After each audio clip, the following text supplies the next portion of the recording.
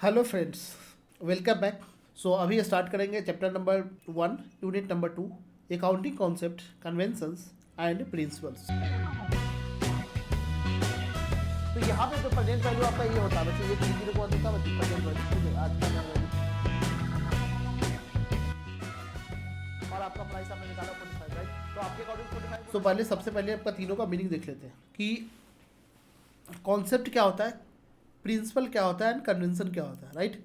तो सबसे पहले देखेंगे बच्चे कॉन्सेप्ट। कॉन्सेप्ट का मतलब क्या होता है कि basically assumption having universal application based on which financial statement are prepared. समझे कि नहीं?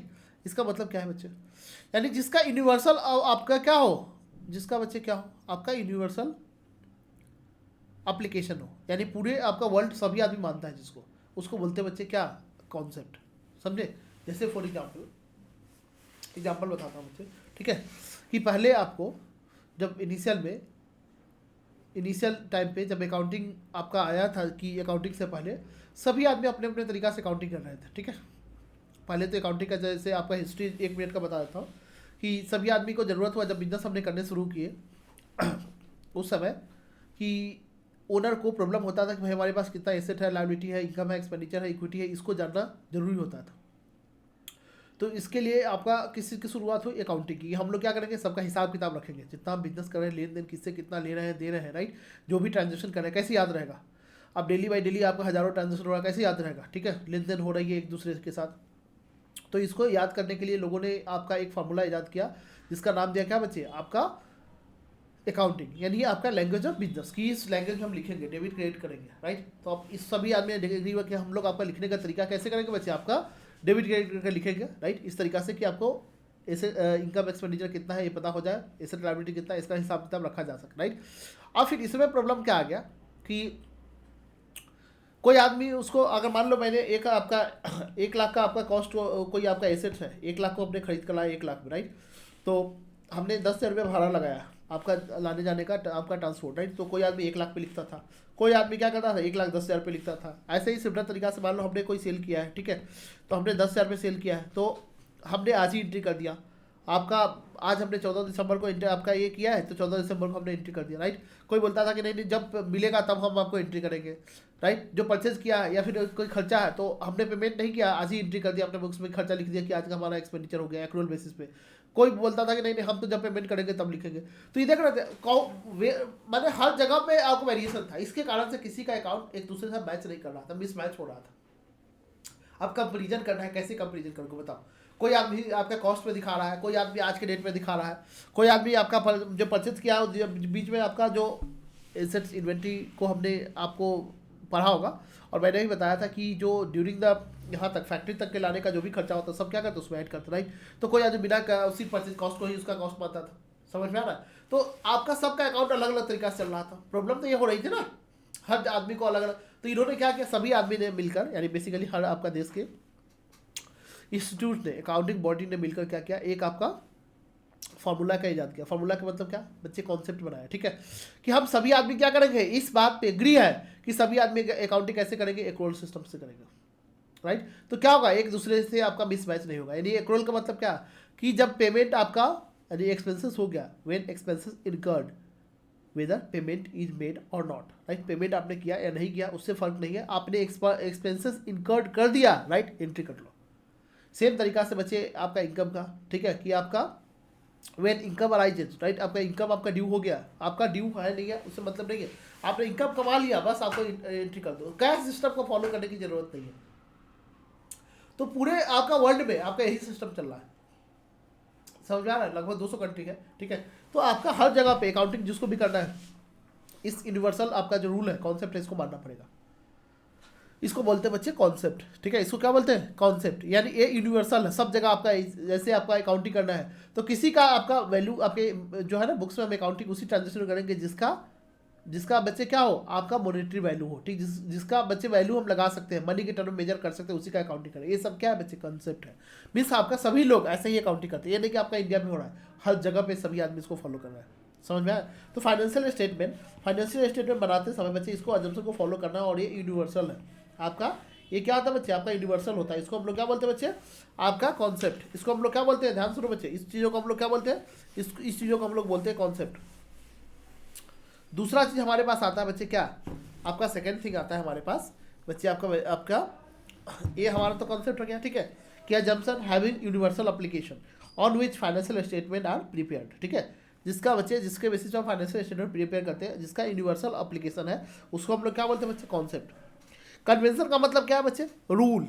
कन्वेंशन का मतलब क्या बच्चे, rule as per usage, practice and custom. यानी हम लोग धीरे धीरे जैसे आपका डिफिकल्टी होता गया, उसके अकॉर्डिंग अपने अपने सिचुएशन के अकॉर्डिंग रूल बनाते चले गए। इसको बोलते हैं बच्चे कन्वेंशन। कन्वेंशन का मतलब क्या, आप ध्यान से सुनो बच्चे, ठीक है। आपका कई जगह पे आपका रूल आपको बताता हूँ। जैसे आपका हमारे पास क्या है, आपका जैसे एक दो और आपको एग्जांपल देता हूँ। जैसे आपका कई जगह पे होता है कि कई जगह पे आपको पेड़ काटना अलाउड है, जहाँ पे बहुत ज़्यादा है, ठीक है, तो वहाँ पे पेड़ काटना अलाउड है, तो रूल है, उनके सोसाइटी के अकॉर्डिंग है।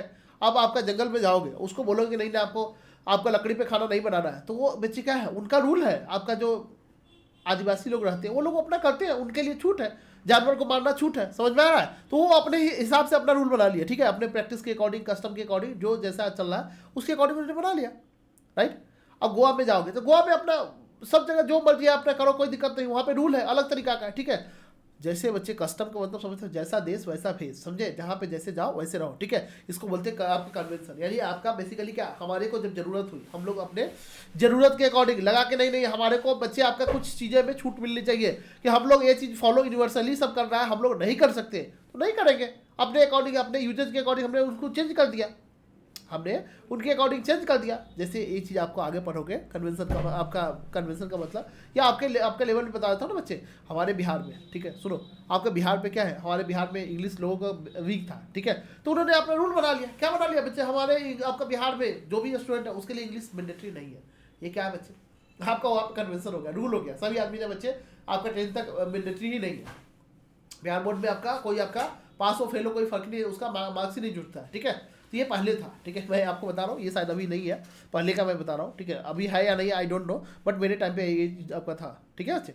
तो ये क्या है बच्चे, कोई अपने सोसाइटी में अपने अकॉर्डिंग देखते हो, कोई अपना पेड़ का पूजा कर रहा है, कोई कुछ चीज़ का पूजा कर रहा है, तो वो अपने आपका साउथ में जाओगे तो आपका जो वो क्या है, आपका अलग अलग सबका अपना देखोगे, हमारे नॉर्थ इंडिया में नहीं है, साउथ इंडिया में है, तो सबका अपना अपना जैसे जो रह रहा है उसके अकॉर्डिंग उन्होंने कस्टम बना लिया, अपना फेस्टिवल हर एरिया में अपना अलग अलग है, ठीक है। तो अपने अकॉर्डिंग उन्होंने यूजर्स के अकॉर्डिंग, प्रैक्टिस के अकॉर्डिंग उन्होंने क्या कर लिया, आपका जैसे आपका आजकल तो पूरे होल इंडिया में पहुंच गया है, ठीक है, कस्टम हो गया है, छठ पर्व समझते हो ना, इसको बोलते हैं बच्चे कन्वेंशन। ऐसे ही अकाउंटिंग में बहुत सारे कन्वेंशन है, ठीक है, कि हमने यूजर्स के अकॉर्डिंग इंडिया में जो बाहर आपका बाहर के देश में ये चीज़ नहीं है, हमारे इंडिया में ही सिर्फ है, ठीक है, ये हमारे इंडिया में ही है, उसको बोलते हैं बच्चे कन्वेंशन, अपने अकॉर्डिंग हमने बना लिया। नेक्स्ट होता है बच्चे प्रिंसिपल। प्रिंसिपल का मतलब क्या होता है, आपका प्रिंसिपल का मतलब क्या होता है, rules relating to theory and procedure. आपका rules relating to theory and procedure, इसके आपका किससे, जो थ्योरी या प्रोसीजर हम लोग फॉलो करने वाले हैं, ठीक है बच्चे, उसके लिए क्या रूल होना चाहिए, नहीं तो सब आदमी अपना अलग अलग रूल बना लेगा, ठीक है। तो इन्होंने उसको बोलते हैं क्या बच्चे, आपका प्रिंसिपल, ठीक है। अब ये सब जो आपका ऊपर हमने देखा, कन्वेंशन आपका आई मीन आपका कॉन्सेप्ट, प्रिंसिपल, ये सब कहाँ से डिराइव होता है, कहाँ से आता है बच्चे, इसको बोलते हैं जनरली एक्सेप्टेड अकाउंटिंग प्रिंसिपल। सभी आदमी ने बच्चे इसको आपका सहमति दिया है, इस बात पे सभी आदमी ने क्या किया बच्चे, आपका अकाउंटिंग को आपका सपोर्ट करता है। गैप जनरली बच्चे आपका accounting accepted accounting principle A backbone of accounting system. सिर्फ अकाउंटिंग सिस्टम का सभी आदमी ने अपना, जितना भी देश का अकाउंटिंग बॉडी है, उन्होंने मिलकर ग्लोबल लेवल पे एक आपका बातों पे सहमति हुआ है, ठीक है, ये हम लोग अपना अकाउंटिंग एसेस करेंगे, उसी को हम लोग क्या बोलते हैं, gap, general accepted accounting principle. यानी जनरली ऑलमोस्ट सभी कंट्री ने मान लिया है कि हम लोग अकाउंटिंग इस तरीके से बनाएंगे, हम ये प्रिंसिपल फॉलो करेंगे, ये रूल्स फॉलो करेंगे, राइट। इसी को हम लोग क्या बोलते हैं बच्चे, यही इसी में से निकल के आता है कन्वेंशन, कॉन्सेप्ट, प्रिंसिपल, समझ में आ रहा है। तो ये आपका बैकबोन है अकाउंटिंग सिस्टम का। ये फाइनल लेवल पे आपको डिटेल में पढ़ाते हैं, ठीक है, आपके लेवल पे नहीं है, बट आपको फाइनल लेवल पे डिटेल में पढ़ाएंगे, ठीक है। ओके, नेक्स्ट है बच्चे आपका, आप कुछ इन्होंने आपका जो कॉन्सेप्ट है, कन्वेंशन है, प्रिंसिपल है, इन्होंने डाल दिया, राइट। तो आपका देखो, सबसे पहले बच्चे आपका बेसिक में हम लोग देखेंगे बच्चे आपका क्या, कि business entity money measurement concept, समझते हैं। बेसिक आपका क्या है बच्चे, आपका 3 बेसिक आपका कॉन्सेप्ट है क्या, प्रिंसिपल, ठीक है। पहले समझो आप बच्चे, बिजनेस एंटिटी यानी सेपरेट बिजनेस एंटिटी कॉन्सेप्ट इसको बोलते हैं, ठीक है, या मनी मेजरमेंट कॉन्सेप्ट, या आपका डिबल आपका एस्पेक्ट, राइट। ये 3 क्या है, बेसिक वाला है। फिर वैल्यूएशन से रिलेटेड आपका 3 है, ठीक है। ये एक सब क्या पढ़ रहे हैं बच्चे, कन्वेंशन प्रिंसिपल जो है ना आपका अलग अलग कैटेगरी में हमने बांट दिया, ठीक है, कि बेसिक में इन्होंने बांट रखा है आपका 3, ठीक है, बेसिक में है। और आपका वैल्यूएशन से रिलेटेड 3 है, गोइंग कंसर्न है, कॉस्ट कॉन्सेप्ट है, रियलाइजेशन है। इनकम के अकॉर्डिंग, इनकम बच्चे इनकम कैसे मेजरमेंट करना है, रिकॉग्नाइज करना है, उसके एसेट लायबिलिटी के लिए बच्चे 3 कॉन्सेप्ट है, पीरियोडिसिटी, मैचिंग, एक्रूअल। और अदर आपका डिस्क्लोजर, मेटेलिटी, कंसिस्टेंसी, कंजर्वेटिज्म, ठीक है। ये 4 आपका अदर्स में है, ठीक है। तो टोटल आपका बच्चे कितना पढ़ने हैं आपके लिए, आपका 13, ठीक है, आपका 13 आपका कॉन्सेप्ट पढ़ने, राइट। तो फटाफट आपका देख लेते हैं। पहले सबसे पहले बिजनेस बेसिक्स में बच्चे बिजनेस एंटिटी या सेपरेट बिजनेस एंटिटी कॉन्सेप्ट इसको बोलते हैं, ठीक है बच्चे, एंटिटी कॉन्सेप्ट या फिर बिजनेस एंटिटी, ठीक है। इसका मतलब क्या है, इट मीन्स व्हाट, आपका इसका मतलब है बच्चे कि आपका एंटिटी कॉन्सेप्ट क्या मानता है बच्चे, इट मीन्स व्हाट, आपका बिजनेस अलग है और आपका एंटिटी अलग है। जैसे हमने आपका एबीसी लिमिटेड अलग बना लिया, एबीसी लिमिटेड हमने क्या बनाया, ये आपका कंपनी बनाया, ठीक है। तो ये हमारा अलग है, ये मेरा ही है, आपका फॉर्म है, मान लो हमारा आपका ये फॉर्म है, ठीक है, कॉमर्स वाला, ठीक है। कॉमर्स वाला का मैं ओनर हूँ, मैं कॉमर्स वाला का ओनर हूँ, राइट। तो मैंने पैसे लगा हुआ, इवन तो मैंने पैसे लगाए हुए, लेकिन वो क्या है, सेपरेट एंटिटी है, और मैं क्या हूँ, सेपरेट एंटिटी हूँ। मैंने जो इसमें कैपिटल लगाया है बिजनेस के बुक्स में, अकाउंटिंग हमेशा किसके बुक्स में होता है, बिजनेस के बुक्स में, राइट। तो उसके बुक्स में, कॉमर्स वाला के बुक्स में क्या लिखेंगे, कैपिटल आपका लायबिलिटी साइड में लिखोगे, ठीक है। प्रोप्राइटर जो पैसे लगाता है उसको बोलते हैं बच्चे क्या, कैपिटल, राइट। इसको लायबिलिटी साइड में लिखोगे, समझ में आता है इतना, ठीक है। तो बच्चे ये क्या होगा, लायबिलिटी साइड में आपका जाएगा, ठीक है। क्यों जाएगा, बिकॉज आपका प्रोप्राइटर अलग है और आपका बिजनेस अलग है, दोनों क्या है बच्चे, आपका अलग अलग है, अलग अलग एंटिटी है, यानी ओनर अलग है, या इसी को प्रोप्राइटर बोलते हैं, ठीक है, प्रोप्राइटर अलग है, और आपका बिजनेस, यानी आपका बिजनेस क्या है बच्चे, आपका ये टोटली आपका डिफरेंट पर्सन, दोनों को हम अलग अलग एंटिटी मानते हैं, इसको बोलते हैं सेपरेट एंटिटी कॉन्सेप्ट, राइट। हाँ, बिजनेस आपको देखो, आपका बैंक से गए, बैंक से लोन लिए, बैंक ने लोन दिया किसके नाम पे, बिजनेस के नाम पे, राइट। तो बैंक आपका एसेट का जो बिजनेस का है ना, बिजनेस का आपका एसेट लायबिलिटी बेचकर एसेट जितना भी होगा, आपका बैंक किससे पैसे रिकवर करेगा, ओनली बिजनेस। मेरे एसेट पे हाथ नहीं लगा सकता, मेरे एसेट पे बैंक वाले हाथ नहीं लगा सकता, ठीक है, समझ आ रहा है। मेरे को कुछ नहीं कर सकता कि नहीं आप तो बैंक आप आए थे, आप बिजनेस का मालिक हो, राइट, आपको पकड़ेंगे, आपका सारा एसेट लेंगे, नहीं, आपका सिर्फ बिजनेस पे जो है वही। क्यों, क्योंकि बिजनेस का मैं क्या हूँ, मैं ओनर हूँ, जस्ट बिजनेस को रिप्रेजेंट कर रहा हूँ या उनके बिहाफ पे काम कर रहा हूँ, राइट। मैं आपका ये अलग है, बिजनेस अलग है, और मैं क्या हूँ, अलग हूँ, समझ में आ रहा है, दोनों अलग अलग एंटिटी है, राइट। तो उन्होंने आपको माना जाएगा ऐसा कि लोन किसने लिया है, बिजनेस से लिया है, राइट। आपका बिजनेस लिया है तो बिजनेस रिकवर करो, बिजनेस के एसेट वगैरह को आपका बेचो, ठीक है, जो करना है उसको करो, मेरे को कुछ नहीं कर सकते हो, इवन तो मैं उनका मालिक हूँ, ओनर हूँ, ठीक है, या फिर मैनेजमेंट में बैठा हूँ, राइट। ये समझे, ये दोनों आपका अलग अलग होता है। तो आपका अकाउंटिंग हमेशा किसके बुक्स में होगा, बिजनेस के बुक्स में होगा, ठीक है। तो देखो, बिजनेस आपका ओनर, आपका बिजनेस ओनर आपका सेपरेट एंटिटी, राइट। कैपिटल जो होगा आपका लायबिलिटी होगा, पर्सनल एक्सपेंस जो भी होगा बिजनेस का, ध्यान सुनो, आपका मेरा आपका, मैंने अगर बिजनेस से पैसे निकाले हैं कैपिटल अपने पर्सनल खर्चा के लिए, राइट, अपने पर्सनल खर्चा के लिए बिजनेस अकाउंट से खर्चा कर दिए, कॉमर्स वाला के बैंक अकाउंट से पैसे निकाल कर अपने पर्सनल खर्चा में आपका कई होटल में चले गए, आपका मान लो दुबई चले गए, आपका सिंगापुर चले गए, कहीं पे भी चले गए बच्चे, तो क्या होगा, ये हमारे ड्राइंग्स में दिखाया जाएगा, मेरा पर्सनल खर्चा है, ठीक है। इंटरेस्ट प्रोवाइडेड, कैपिटल जो हमने दिया उसमें इंटरेस्ट हम बैंक से ले सकते हैं, उससे बिजनेस से ले सकते हैं, या फिर उन्होंने मेरे ड्राइंग्स दिया है बच्चे, ड्राइंग्स मैंने बिजनेस से पैसे निकाल रहे उस पर मेरे से ड्राइंग्स आपका इंटरेस्ट चार्ज करता है, तो उनके लिए इनकम होता है, समझे। मनी मेजरमेंट कॉन्सेप्ट, नेक्स्ट है बच्चे मनी मेजरमेंट कॉन्सेप्ट, इसको क्या बोलते हैं बच्चे, आपका मनी मेजरमेंट कॉन्सेप्ट का मतलब क्या होता है, देखो आपका एंटिटी कॉन्सेप्ट का मतलब समझे, ठीक है, राइट। आप मनी मेजरमेंट कॉन्सेप्ट का मतलब क्या होता है, आपका मनी मेजरमेंट कॉन्सेप्ट का मतलब क्या होता है कि मनी मेजरमेंट कॉन्सेप्ट का मतलब समझो, ठीक है, कि as per this concept only those transaction which can be measure in terms of money are record, समझे कि नहीं बच्चे। ओनली उसी ट्रांजेक्शन हम रिकॉर्ड करेंगे जिसको मनी के टर्म मेजर कर सकते हैं, जिसको मनी के टर्म मेजर नहीं कर सकते उसको हम यहाँ पे रिकॉर्ड नहीं करते, ठीक है बच्चे। Even if they affect the results of the business, आपका बिजनेस के इफेक्ट आपका जो है ना रिजल्ट को अफेक्ट करता है, ठीक है, फिर भी उसको हम रिकॉर्ड नहीं करेंगे, right. They if they are not convertible in terms of money, जिसको मनी के टर्म में कन्वर्ट नहीं कर सकते हैं, right, transaction event that can not be express in the terms of money, उसको बिजनेस में रिकॉर्ड नहीं करेंगे, समझे कि नहीं बच्चे। यानी बेसिकली क्या बच्चे, आपका उसी ट्रांजेक्शन को हम रिकॉर्ड करेंगे जिसको मनी के टर्म में मेजर कर सकते हैं, राइट। जैसे दो आपका पार्टनर में एम्प्लॉय में झगड़ा हो गया, उसको हम लोग यहाँ पे रिकॉर्ड नहीं करेंगे, समझे, राइट। कितना उसके कारण से नुकसान हुआ उसको हम लोग यहाँ पे रिकॉर्ड नहीं कर सकते, राइट। ऐसे ही बच्चे आपका जो मनी मेजरमेंट कॉन्सेप्ट होता है आपका राइट आपका मनी कोई भी ट्रांजेक्शन हो मनी के टर्म में या फिर इक्विवेलेंट टू द मनी, जैसे हमने फॉर एग्जांपल हमने आपका आईपैड दिया, इसका अकाउंटिंग होगा कि नहीं होगा, सभी आदमी बचाओगे बच्चे, एक्सचेंज, ठीक है, हमने अपना गुड्स दिया और आपसे अपना गुड्स लिया, ठीक है, इसका आपका अकाउंटिंग होगा कि नहीं होगा, ये आपके कमेंट सेक्शन में बताओगे बच्चे, ठीक है। हमने अपना आईफोन देकर आपका लैपटॉप लिया, ठीक है, बिजनेस के लिए, बिजनेस का लैपटॉप देकर, ध्यान सुनो बच्चे, हमने बिजनेस में अपना आईफोन डाल दिया या अपना लैपटॉप दे दिया और बिजनेस का लैपटॉप ले लिया, हमको अच्छा लगा हमने ले लिया, राइट। अब बताओ इसका आपका अकाउंटिंग होगा कि नहीं होगा, सभी आदमी बताओगे, इसमें मनी आपका इन्वॉल्व तो है नहीं, हमने अपना बस एक्सचेंज किया है, एक चीज़ देखा दूसरा चीज़ ले लिया, राइट, तो इसका अकाउंटिंग होगा कि नहीं होगा, राइट। तो मनी के टर्म में जिसको मेजर नहीं कर सकते उसका अकाउंटिंग नहीं होगा, राइट। तो देखो अकाउंटिंग आपका जो है ना, accounting to the money measurement concept, आपका जो ट्रांजेक्शन इवेंट होता है, ठीक है, रिकॉर्डेड इन द बुक्स, आपका जो आपका हमने मान लो डॉलर में देखते हो ना, डॉलर में बच्चे हमने आपका मान लो आपका 1 लाख डॉलर का हमने ट्रांजेक्शन किया, ठीक है, हमने इंपोर्ट किया एक्सपोर्ट किया, राइट। अब उसका रेट बढ़ गया, राइट, तो ये क्या हमने कुछ नहीं किया फिर भी रेट बढ़ गया, तो हमको जब पे करना पड़ेगा ज़्यादा पे करना पड़ेगा, राइट, अगर हमने इंपोर्ट किया है तो, राइट, तभी भी इसका भी अकाउंटिंग होगा, ठीक है बच्चे, ये आपका अकाउंटिंग होगा, इसको मनी के टर्म मेजर कर सकते हैं, यस, तो इसका अकाउंटिंग होगा, right.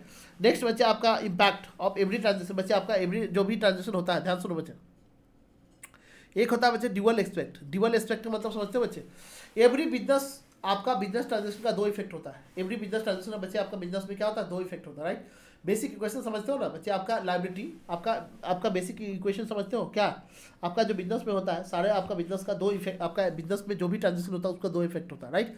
Basic accounting equation equity plus liability equal to assets, या फिर आपका इक्विटी इक्वल टू आप एसेट माइनस लायबिलिटी लिख सकते हो, या फिर बच्चे आपका ये तीनों चीज़ आपका समझो, एसेट्स आपका equal to liability, right, liability means आपका लायबिलिटी साइड, ठीक है, इक्विटी प्लस आपका equity plus long term loan, ये सब बेसिक आपने आप जानते होंगे, राइट। ये फिक्स एसेट करंट एसेट के बराबर होता है, इक्विटी इक्वल टू आपका बस आपका फिक्स एसेट करंट एसेट में से आपका समझते हो ना बच्चे, आपका करंट एसेट में से करंट लायबिलिटी माइनस कर दो, ठीक है, ये देखो करंट आपका एसेट है, ठीक है, इसमें से करंट एसेट में से करंट लायबिलिटी माइनस कर दो, क्या आएगा वर्किंग कैपिटल, तो ये दोनों आपका कट गया, यानी करंट आपका लायबिलिटी ये कट गया, इसके जगह पर क्या आएगा वर्किंग कैपिटल, राइट, और फिक्स एसेट तो आ ही गया, ठीक है, बस ये दोनों आ गया, और इधर से लॉन्ग टर्म लायबिलिटी माइनस कर दो तो क्या आ जाएगा बच्चे, आपका इक्विटी आ जाएगा, तो ये क्वेश्चन आपसे पूछा जा सकता है, ठीक है बच्चे।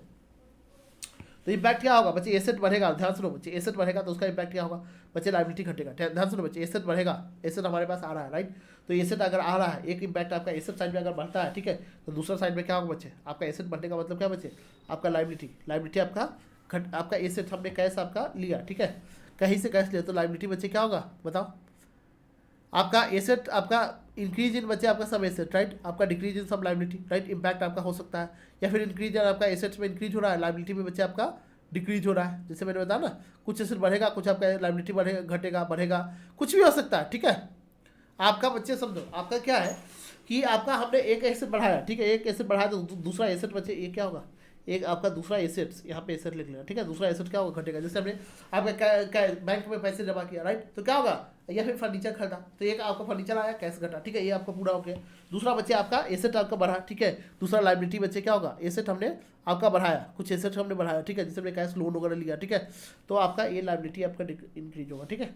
तो आपका हर ट्रांजेक्शन का समझो ना कि आपका दो इफेक्ट होता है, आपका दो इफेक्ट होगा, हो सकता है कि एसेट लायबिलिटी दोनों पर आए, हो सकता है कि ओनली एसेट साइड में जाए, हो सकता है ओनली लायबिलिटी साइड में जाए, समझे कि नहीं, तो जरूरी नहीं कि आपका दोनों साइड में इफेक्ट जाएगा, नहीं, आपका मैं बोल रहा हूँ कि दो ट्रांजेक्शन का इफेक्ट जाएगा, हो सकता है ओनली एसेट पे एक एसेट घटे दूसरा एसेट बढ़े, एक एसेट आपका लायबिलिटी घटे दूसरा लायबिलिटी बढ़े, ठीक है, या फिर एक लायबिलिटी आपका बढ़ेगा दूसरा बच्चे लायबिलिटी साइड बढ़ेगा तो क्या होगा, एसेट साइड भी बढ़ेगा, ठीक है, और एक लायबिलिटी घटेगा तो आपका एसेट साइड भी घटेगा, ठीक है, एसेट साइड भी आपका घटेगा, राइट।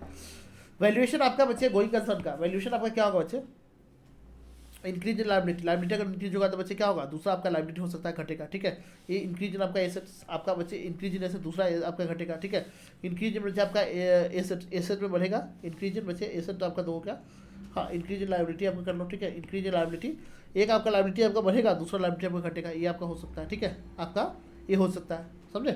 वैल्यूएशन आपका नेक्स्ट बच्चे आपका गोइंग कंसर्न, अब हम बेसिक वाले कर लिया, अब क्या बच्चे गोइंग कंसर्न से रिलेटेड, गोइंग कंसर्न का मतलब क्या होता है, देखो फाइनेंशियल ट्रांजेक्शन को जनरली हम लोग क्या करते हैं बच्चे, नॉर्मली आपका अजम्पशन में मान के प्रिपेयर करते हैं, कभी फाइनेंशियल आपका जो अकाउंट बनाते हैं पीएल अकाउंट बैलेंस शीट जब बनाते हैं तो मान के चलते हैं बिजनेस का लाइफ क्या है आपका फ्यूचर में नॉर्मली आपका परमानेंट आपका चलेगा, ठीक है, मान के यही चलते हैं, ठीक है, जैसे आपका इंसान है तो इंसान तो मर जाएगा, लेकिन आपका बिजनेस को मान के चलते हैं ऐसा क्या कि बिजनेस आपका गोइंग कंसर्न है। अगर आपका जब भी आपका बिजनेस गोइंग कंसर्न नहीं होगा, मान लो हमारा आपका पर्पज है कि अगले साल हम बंद कर देंगे, तो फिर वहाँ पे अकाउंटिंग एक्रोल सिस्टम से नहीं होगा, अकाउंटिंग को दूसरे तरीके से बदल जाता है, राइट। तो एक्रोल सिस्टम से अकाउंटिंग करने का मतलब क्या होता है, ये आपका आगे चलकर बताऊंगा फंडामेंटल अजम्पशन में आता है, ठीक है।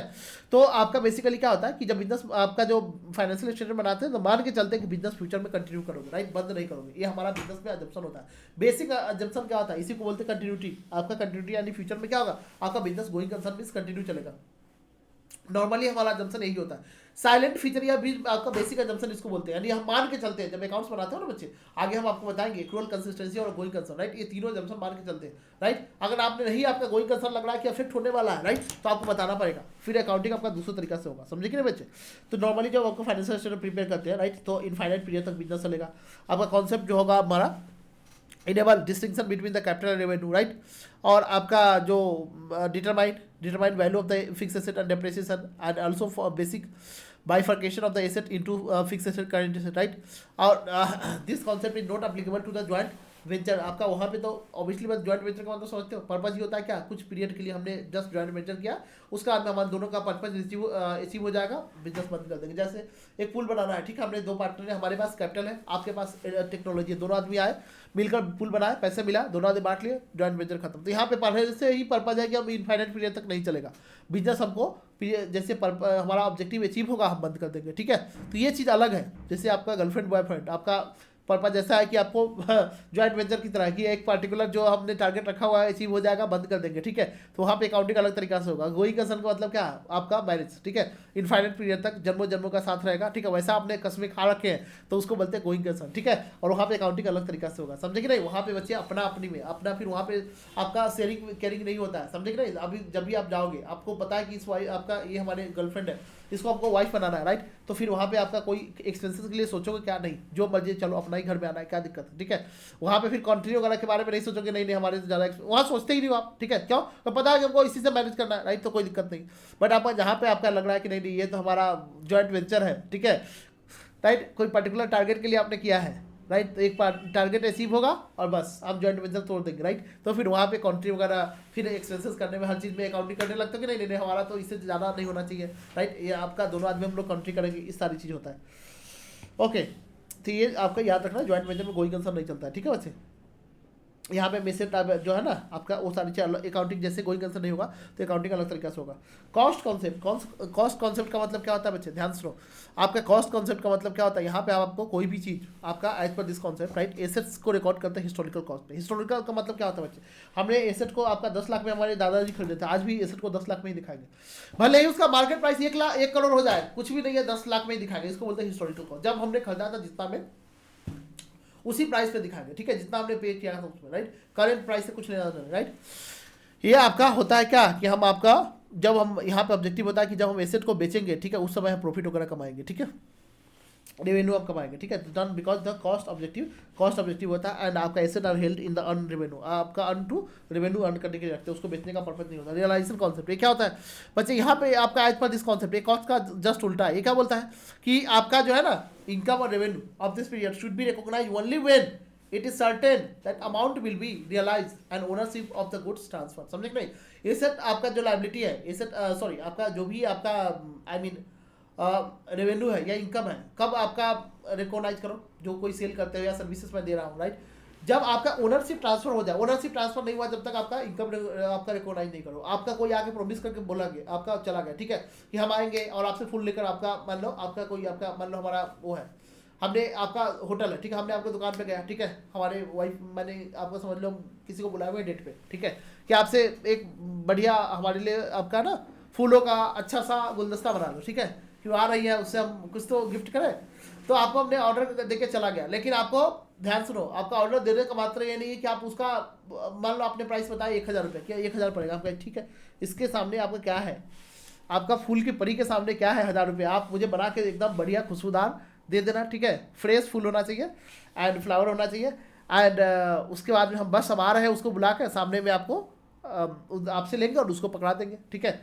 आप बना के रखे हुए हैं, वो आया नहीं, आपने बस जिस समय ऑर्डर मिला आप उसी समय खुश होगा कि ओ हमारा तो इनकम हो गया, आपने बुक में लिख लिया। ये नहीं आपका रियलाइजेशन एक्सपेंस क्या बोलता है, रियलाइजेशन कॉन्सेप्ट क्या बोलता है कि जब आपके हाथ में आ जाए पैसे, यानी बेसिकली क्या, पैसे मान लो हमने एडवांस भी दे दिया तभी भी नहीं बुक करना, ठीक है। हमने आपने गुड्स नहीं दिया, हमने बोला ये पकड़ो 1000 रुपये, आप फुल बना के रखना, जस्ट हम आ रहे हैं, ठीक है, आके ले जाएंगे, राइट, तभी भी नहीं। ये बोलता है क्या कि गुड्स आपने ट्रांसफर कर दिया, ओनरशिप ट्रांसफर हो गया, अब उसका जिम्मेदारी है भाई, आप तुम समझो, ठीक है, जैसे आपका मैरिज हो जाता है, ठीक है, अब उसका हाथ में लड़की आपको पकड़ा दिया जाता है, ठीक है, अब आपकी जिम्मेदारी है जो है आपका, आप समझो, ठीक है, तो इसका मतलब क्या, उसका रिस्क रिवार्ड खत्म हो गया, अब आप मान लो कि आपका इनकम है, ठीक है, आपका क्या है बेसिकली। ऐसे ही केस में बच्चे क्या होता है, जब हमने आपका मान लो उसे फ्लावर ले आया, ठीक है, आपने फ्लावर हमने लिया है, राइट, अब उसका अपने रास्ते में टूट गई फूट गई, वो मेरा जिम्मेदारी है, ठीक है, अब उसका कुछ लेना नहीं है, आप उसको इनकम मानना चाहिए। तो रियलाइजेशन कॉन्सेप्ट क्या बताता है कि नहीं नहीं नहीं, किसी के कहने पर फोन पे पैसे मिल गए पहले एडवांस, इसका मतलब इनकम नहीं हो गया, नहीं, आपको पैसे भी मिल जाना चाहिए, उसका भी आपका मिल जाना चाहिए, या फिर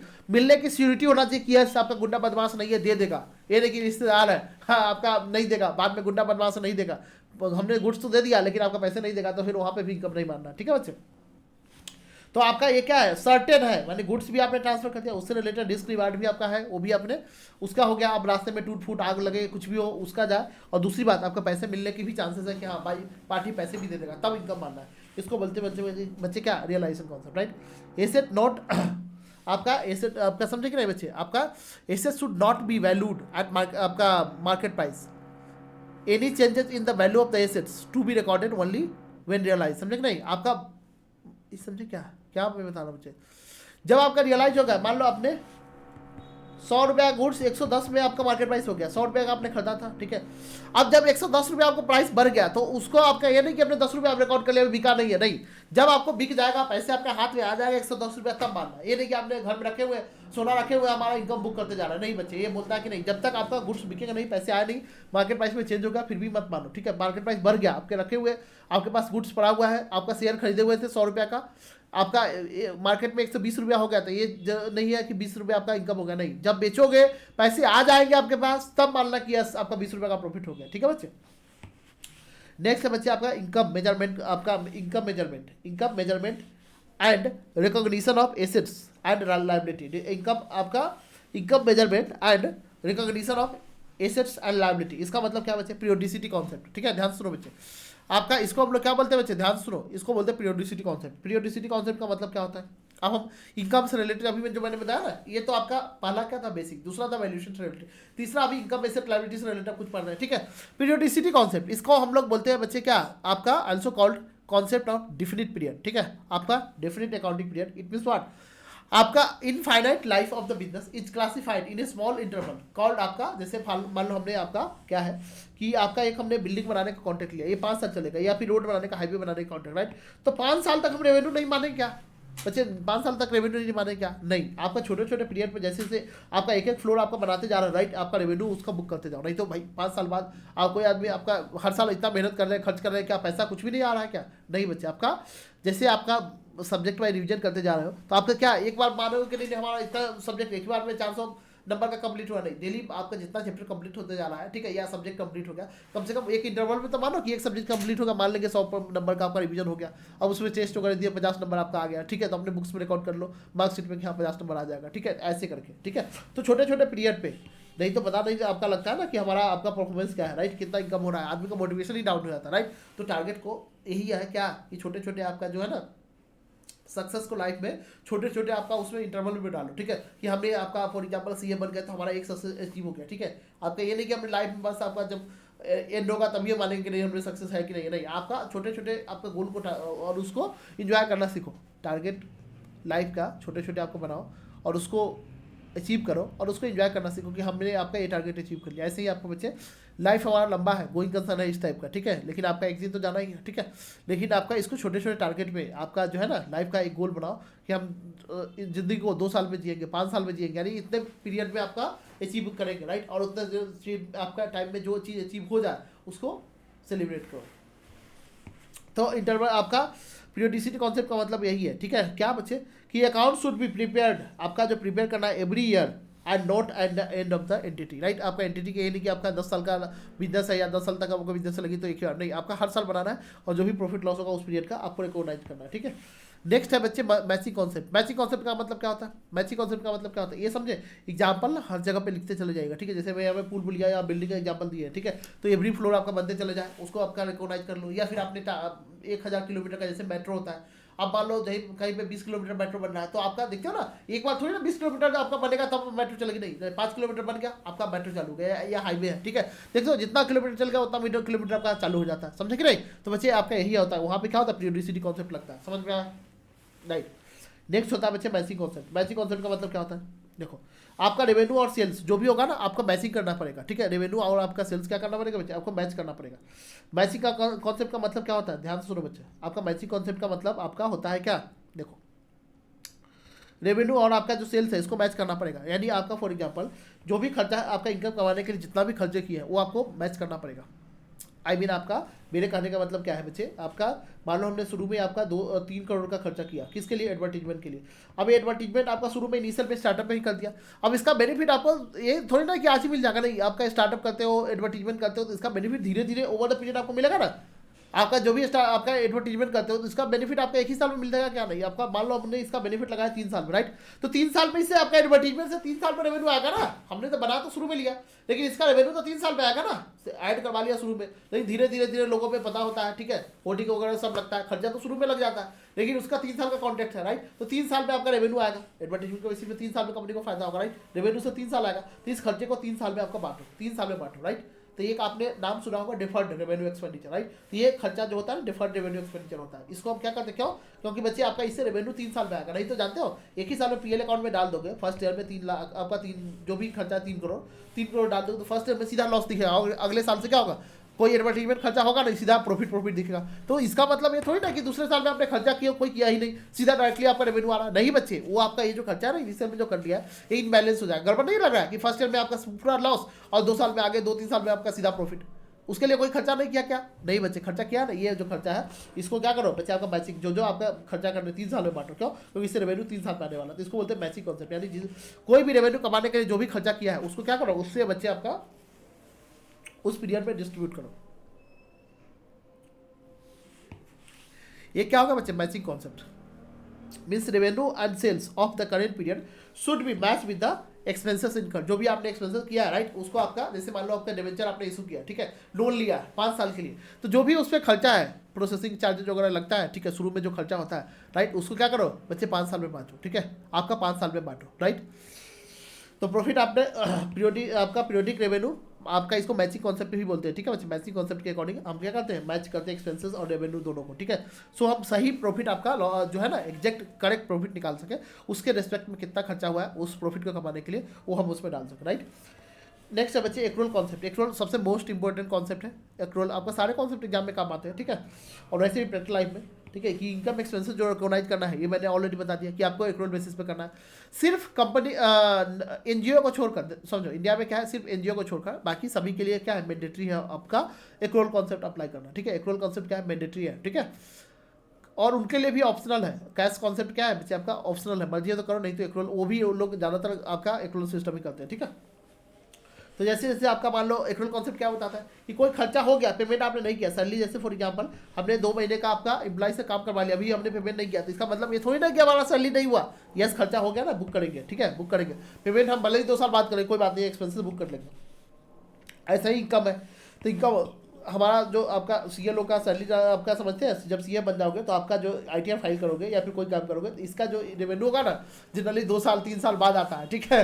तो आपको समझना पड़ेगा इनकम आपको आज ही बुक करना है, ये नहीं कि आपका नहीं जब आएगा तब गवर्नमेंट को टैक्स देंगे इनकम मान के, नहीं, आपका यही आपका अभी मानना पड़ेगा। क्यों, क्योंकि इनकम आपका जब आए तब आए वो देखा जाएगा, लेकिन आपका इनकम आज ही है। आज आपने एक्रू कर दिया ना, आपने उनका काम आज कर दिया, आज आपका इनकम बुक्स में लिखना पड़ेगा, ठीक है, राइट।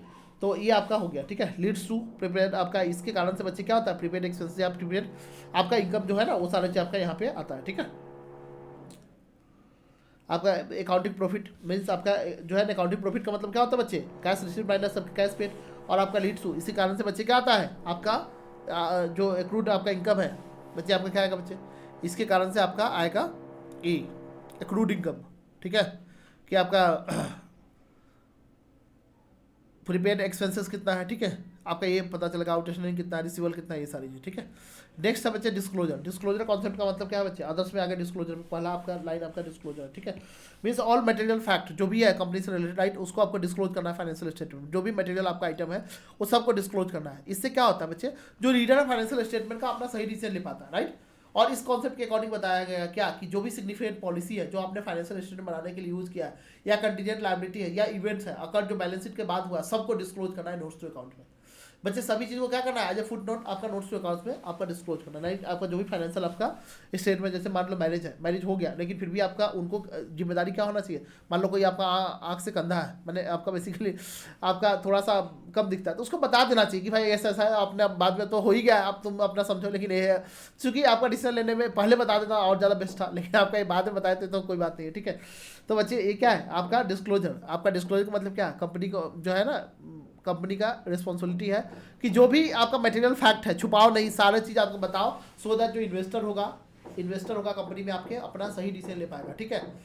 छोटे आइटम हो, बड़े आइटम हो, हर चीज़ को आपको बताओ, जो भी आपको लग रहा है मटेरियल का कोई डिफिनेशन नहीं है, आगे चल के बताएंगे बच्चे। मटेरियल कोई डिफिनेशन नहीं है, जजमेंट आपका ऑडिटर के मैनेजमेंट के जजमेंट के ऊपर डिपेंड करता है कि मटेरियल आइटम, मान लो आपका मुकेश अंबानी के लिए 1 लाख रुपया कुछ भी नहीं है, वो ऐसे ही दान में दे सकता है, हमारे लिए आपके लिए 1 लाख रुपया बहुत बड़ा मटेरियल। तो ये डिपेंड करता है बिजनेस एंटिटी के साइज के ऊपर कि बिजनेस कितना बड़ा है, उसके अकॉर्डिंग डिपेंड करता है ना, राइट। तो इसका कोई डेफिनेशन नहीं है, समझे। मेटेरियलिटी आपका नेक्स्ट बच्चे, मेटेरियलिटी आपका कॉन्सेप्ट, ये सब आपका ये आपका बेसिकली क्या है, ज़्यादा इंपॉर्टेंट नहीं है, लेकिन आप ध्यान सुनो। मेटेरियलिटी कॉन्सेप्ट का मतलब क्या ये बोलता है कि जो भी आपका मटेरियल आइटम है उसको सेपरेटली दिखाओ, जो भी मटेरियल आइटम है उसको क्या करो आपका सेपरेटली दिखाओ, राइट। मटेरियल इन्फॉर्मेशन आपका बिकॉज क्या है, material information depend upon the nature size, जैसे अभी मैंने बताया ना, उसके बेसिस पे रिपोर्ट आपका डिपेंड करता है। जैसे फॉर एग्जाम्पल आपका कैलकुलेटर का लाइफ 2 साल 3 साल 4 साल होता है, इसको तो हम एसेट का डेफिनेशन में, जो आपका एसेट का डेफिनेशन होता है उसमें रख सकते हो, क्यों, क्योंकि ये प्रॉपर्टी है, आपका यूज करते हो, मोर देन आपका 1 ईयर यूज कर सकते हो, राइट। तो जनरली ये फॉल करता है एसेट का डेफिनेशन में, लेकिन इसका आइटम इतना छोटा है, अब इतने सारे आपका कंपनी में हजारों कैलकुलेटर होता है, तो क्या सबका अलग से एसेट अकाउंट बनाओगे, क्या नहीं। तो हम क्या करते हैं, इसको स्टेशनरी में डाल दो। तो ये डिपेंड करता है कि छोटे मोटे खर्चा है, उसको एसेट भी है, कोई भी चीज़ है उसको एक्सपेंसेस में डाल के राइट ऑफ कर देते हैं, राइट, मिसलेनियस में, राइट। तो डिपेंड करता है कि आपका आइटम क्या छोटा है, कौन सा बड़ा आइटम है, राइट। कई आदमी होता है कि आपका लाखों रुपया खर्चा आपका मिसलेनियस में डाल के, एक कंपनी का साइज है तो वहाँ पर डिपेंड करता है, वहाँ पर डालकर हम लोग खत्म कर देते हैं, ठीक है। तो मेटेरियलिटी कॉन्सेप्ट ये बोलता है कि आपका कोई मटेरियल आइटम है तो उसको सेपरेट दिखाओ, ठीक है, आपका सेपरेट दिखाओ, जिससे आपका यूजर्स का डिसीजन इन्फ्लुएंस हो सकता है, राइट। उस सबको आपको अलग से दिखाओ, राइट। और छोटे छोटे आइटम है तो उसको आपका डालकर खत्म करो, मटेरियल आइटम जो है उसका अलग से ट्रीटमेंट होना चाहिए। कंसिस्टेंसी का मतलब क्या है कि आपका जो भी अकाउंटिंग पॉलिसी पिछले साल फॉलो किए हो सेम आपका इस साल में होना चाहिए, ठीक है। अगर नहीं आपका किए हो, राइट, आपने अगर नहीं किया, फॉर एग्जांपल पहले आपने पिछले बार में एक्रोल सिस्टम फॉलो किया था, इस बार भी एक्रोल सिस्टम फॉलो करो। जैसे अकाउंटिंग पॉलिसी आपका पिछले बार एसएलएम आपका उसमें फॉलो किया था डिप्रेशिएशन में, ठीक है, तो इस बार भी वही करो। यानी जो भी अकाउंटिंग पॉलिसी आपने पिछले बार यूज किया था ना, वही अकाउंटिंग पॉलिसी इस बार यूज करो। अगर आपने नहीं किया है तो आपको बताओ कि हमने पिछले बार जो काम किया था, पिछले बार जिस तरीका से अकाउंटिंग किया था उस तरीका से इस बार नहीं कर रहे हैं, अलग तरीका से कर रहे हैं, समझे। तो अकाउंटिंग आपका कंसिस्टेंसी का मतलब ये है, जो भी आपका रूल रेगुलेशन अकाउंट्स बनाने के लिए पिछले बार फॉलो किया था सेम आपका इस बार भी फॉलो करना है। अगर नहीं फॉलो करते हो तो आपको बताना पड़ेगा। Accounting policy method selected once should be consistently followed year by year, आपका ईयर बाय ईयर आपको फॉलो करना पड़ेगा, ईयर आफ्टर ईयर। कभी भी आप चेंज करोगे तो आपका उसमें लिखोगे, नोट्स टू अकाउंट्स में आपका लिखोगे कि इस बार हमने पॉलिसी चेंज कर दिया, ठीक है। पॉलिसी हमने क्या किया है बच्चे, आपका चेंज कर दिया। टू अचीव द कंपेरेबिलिटी, इससे क्या होता है बच्चे, हम आप लोग आपका 2 साल का फाइनेंशियल स्टेटमेंट क्या कर सकते हैं, इजीली कंपेयर कर सकते हैं ना कि हाँ पिछले बार आपने काम किया था वही आपका इस साल में। ये फंडामेंटल अजम्पशन में भी आता है बच्चे, क्या आता है फंडामेंटल अजम्पशन में आता है, राइट। अगर चेंजेस आपका करना है तो कर सकते हो क्या, यस। अकाउंटिंग पॉलिसी में कोई चेंजेस है तो अलाउड है, राइट। पीरियोडिक आपका यहाँ पे कर सकते हैं, रिक्वायर्ड बाई लॉ। कोई लॉ बोला कि नहीं पिछले बार आपने एक रोल सिस्टम से किया था, अब बोला कि नहीं आपको तो आप ऐसे नहीं ऐसे करना पड़ेगा, राइट। तो लॉ अगर बोल दिया तो फिर आप चेंज कर सकते हो। कोई चीज़ को बोल दिया कि लॉ आपका मना कर दिया कि नहीं आप ऐसे नहीं ऐसे करना है तो आप कर सकते हो, ठीक है। कि पहले आपका फीफो मेथड से किए थे, आप बोला कि नहीं लिफो ही करना पड़ेगा तो लिफो ही करना पड़ेगा, राइट। कोई बात नहीं, चेंज कर लो अपना, ठीक है, पहले से ऐसे। या फिर आपको मैनेजमेंट को लग रहा है क्या कि इससे हमारा जो फाइनेंशियल स्टेटमेंट है, राइट, रिपोर्टिंग प्रेजेंटेशन बढ़ जाएगा, अच्छा हो जाएगा, राइट, चेंजेस करने से, तो कर लो, कोई दिक्कत नहीं है। लेकिन वो नोट्स टू अकाउंट में आपको दिखाना पड़ेगा, राइट। इससे कम आपका जो है ना कंपैरिजन ऑफ परफॉर्मेंस, राइट, आपका बढ़ जाता है, ठीक है। आपका इससे हॉरिजॉन्टल आपका कंसिस्टेंसी आता है ना, organisation year to year based of आपका कंसिस्टेंसी बच्चे आपका बढ़ जाता है, ठीक है। लास्ट आपका कॉन्सेप्ट बच्चे क्या है आपका कंजर्वेटिव मीन्स प्रूडेंस, इसको ये भी इंपॉर्टेंट है, ठीक है बच्चे, इसको भी इंपॉर्टेंट मार्क करना है। प्रूडेंस कॉन्सेप्ट ये क्या बताता है बच्चे, फ्यूचर के कोई भी लॉसेस है, राइट, उसको क्या करो आज ही आपका रिकॉर्ड करो। कोई लॉसेस है उसको रिकॉर्ड करो, राइट, और आपका प्रॉफिट होने वाला है इसको इग्नोर करो। क्या मैंने क्या बोला बच्चे, फ्यूचर में कोई लॉसेस होने वाला है जैसे आपका, उसको आज ही रिकॉर्ड करो, राइट। आपने मैनेज कर लिया, आपको बताया कि आपको फ्यूचर में लॉस होगा, तो आज से रिकॉर्ड करो, ठीक है। उसके लिए आज से प्लानिंग कर लो, समझे। आपको आपका कोई भी चीज आपका समझो फ्यूचर में लॉस होने वाला है, जैसे आपने बिजनेस में अपने काम किया, ठीक है, आपने किसी का गुडविल चोरी कर लिया, ठीक है, आपने कॉपीराइट चोरी कर लिया, राइट। या फिर आप मान लो आपने किसी का ऊपर आपको कोई भी तरह का केस आपने कर दिया, राइट, आपने के ऊपर चोरी का इल्जाम लग रहा है कि ऐसा आप गिल्टी हो गए, दोषी हो गए, लेकिन सजा भी आपका कोर्ट ने कितना जुर्माना लगाया नहीं बताया, तो आपको पनिशमेंट तो होगा, लेकिन कितना होगा, या जुर्माना तो होगा कंपनी के, लेकिन कितना होगा यह अभी नहीं पता है, राइट। तो पता है लॉस तो होगा ही, तो उसके लिए आज से प्रोविजन बनाना शुरू कर दो। जैसे इम्प्लॉय, अब इम्प्लॉय को आपका आप यहाँ पे काम कर रहा है, आपने बोला है कि उसको ग्रेजुटी देंगे, राइट, रिटायरमेंट पे, तो आपको पता है ना ग्रेजुटी देगा, कितना होगा नहीं पता, लेकिन लॉस तो होना है ना भाई, उस समय जाओगे शौक लगेगा आपका, उस समय भाई आपके पास ग्रेजुटी का पैसा होगा नहीं होगा, बेस्ट है कि आज से प्रोविजन बनाना शुरू कर, राइट। तो ये बताता है क्या कि फ्यूचर में कोई भी लॉस आपका होने वाला है, आपका नोन है, थोड़ा भी आपका प्रोबेबिलिटी लॉस का आपका प्रोविजन उसके लिए आज से बनाना शुरू करो। लेकिन कोई इनकम आने वाला है, ठीक है, उसके लिए मत सोचो, ठीक है। जैसे अब कई लोग बताए कि नहीं हम कमाएंगे, अगले साल जॉब लग गया है, आज से ही आपका वो करते हैं, ठीक है, नहीं बच्चे ऐसे मत करो, ठीक है। आपका इनकम को मत सोचो, जब आएगा तब सोचना उसके बारे में, तब खर्चा। कई लोग स्टूडेंट होते हैं कि अगले महीने पॉकेट खर्चा आना है, आज ही शुरू कर देते हैं, वैसे ऐसे नहीं करना, ठीक है। ये आपका कॉन्सेप्ट अकाउंटिंग आपको मना करता है कि ऐसे मत करो, ठीक है, नहीं तो आप नुकसान में पड़ जाओगे, राइट। अकाउंट्स भी मना करता है, तो आप लोग अकाउंट्स पढ़ रहे हो तो कोई इनकम आपको आने वाला है फ्यूचर में, आपका एक महीने में बाद आपको मान लो 20,000 रुपये आने वाला, तो आज से ही उस खर्चा उसका मत करना, बजट वगैरह बना लेना, नहीं आएगा तो खर्च करना, नहीं, वो जब आएगा तब देखा, कहीं नहीं आएगा तो तब क्या करो, तो बेस्ट है क्या, इसलिए आपका जब आएगा तब सोचना, ये आपका मना करता है, ठीक है। इसको बोलते हैं बच्चे कंजर्वेटिव या फिर आपका प्रूडेंस, राइट, कि आपका ऑल एंटिसिपेटेड आपका जो लॉसेस है फ्यूचर का, राइट, एंटिसिपेटेड आपका प्रॉफिट को इग्नोर करो, लॉसेस को कंसीडर करो, यानी उसके लिए आपका आज से अकाउंटिंग करना है, यानी प्रोविजन बनाना शुरू कर दो, ठीक है। जैसे क्लोजिंग स्टॉक आपका हुआ है, क्लोजिंग स्टॉक आपका मार्केट प्राइस पे आपका कम हो गया, ठीक है, विच वेरी लोअर, ठीक है, ये हम दिखाएंगे ये कॉस्ट और एनआरवी विच वेरी लोअर पे दिखाते हैं।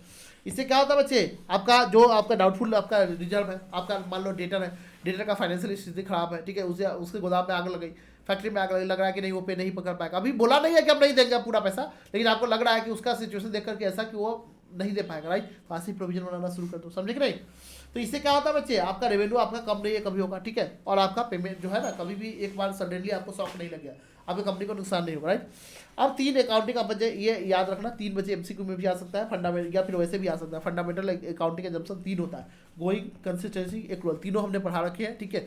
गोइंग कंसर्न क्या होता है, कंसिस्टेंसी क्या होता है, वही चीज़ है, ठीक है बच्चे।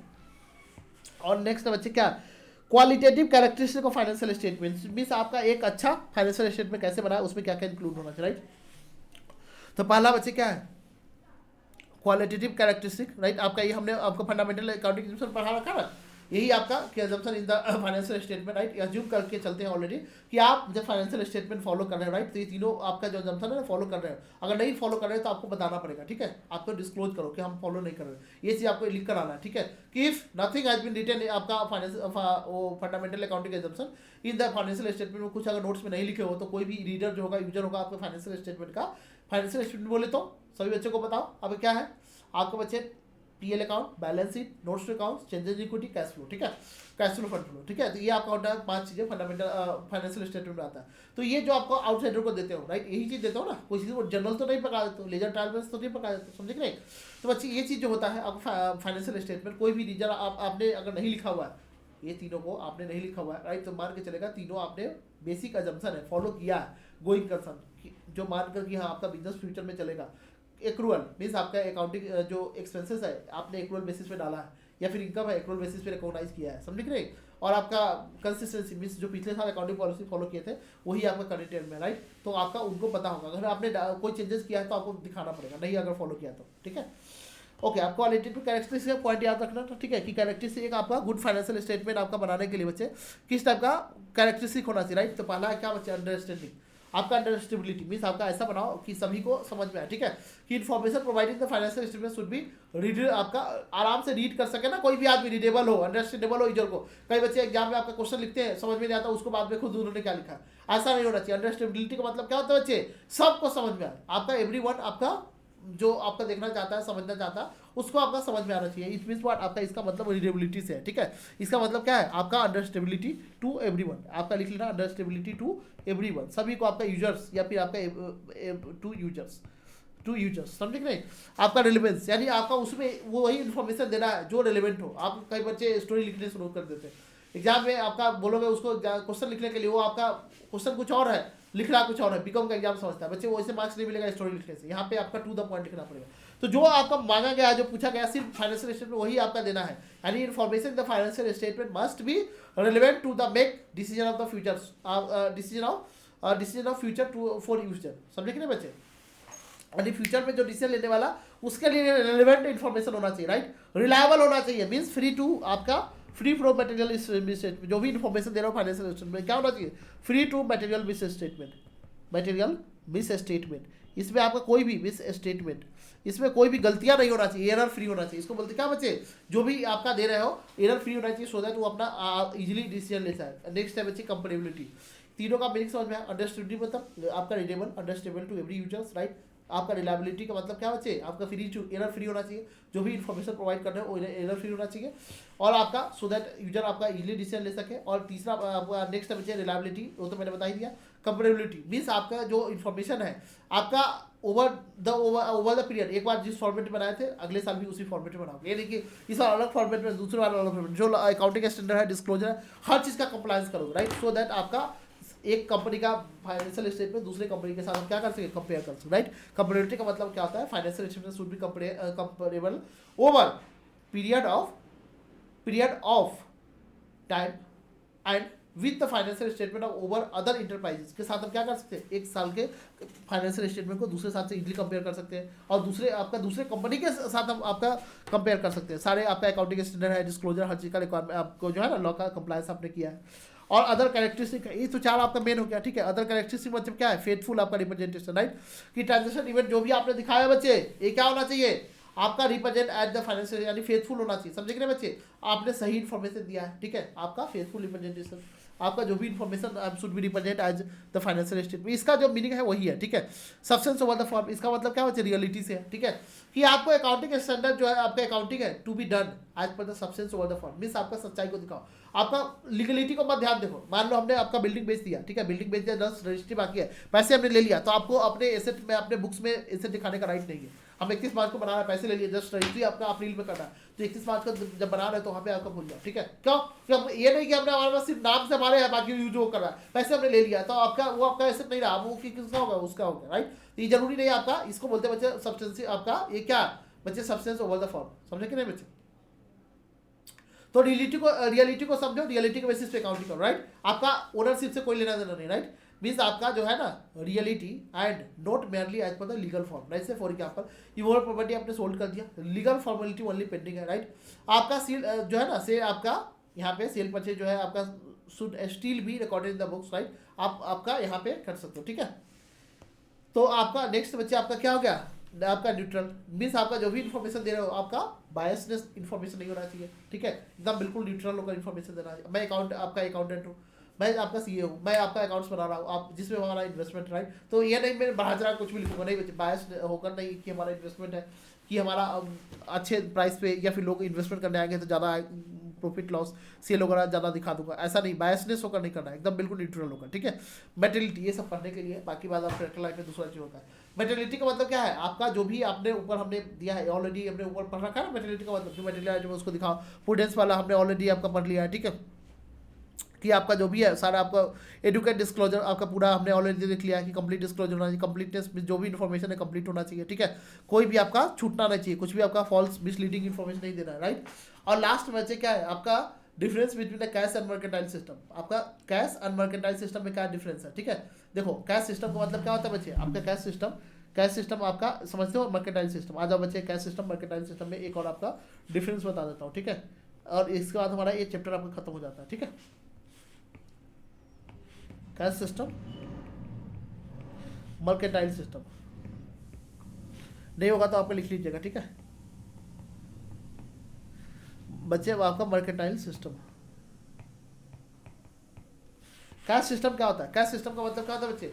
आपका यहाँ पे ट्रांजेक्शन कब रिकॉर्ड करते हैं? जब आपको पेड करता है। फॉर एग्जांपल हमने आप हमारे यहाँ पे जॉब कर रहे हैं, राइट, हमने आपको सैलरी जब दिया उस समय रिकॉर्डिंग करेंगे, या फिर आपसे हमने सर्विस लिया, अब हमको बच्चे आपका सर्विस हमने लिया, जब आपको पेड करेंगे तब हमको रिकॉर्ड करेंगे। आपको कोई भी खर्चा होता है तो हम आपके खर्चे क्यों नहीं, हमारे यहाँ पे अपने एम्प्लॉय को हमने 5 साल काम करवाया है, अभी सैलरी नहीं दिया तो उसको रिकॉर्ड नहीं करेंगे। कैश का मतलब कब? जब पेमेंट करेंगे, ठीक है, जब पेमेंट करते हो आपका व्हेन पेमेंट रिकॉर्डेड, आपका लिख लो ट्रांजेक्शन इज रिकॉर्डाइज only when cash is received और पेड, जब आपका रिसीव करते हैं या पेड करते हैं उस समय रिकॉर्ड करते हैं, ठीक है।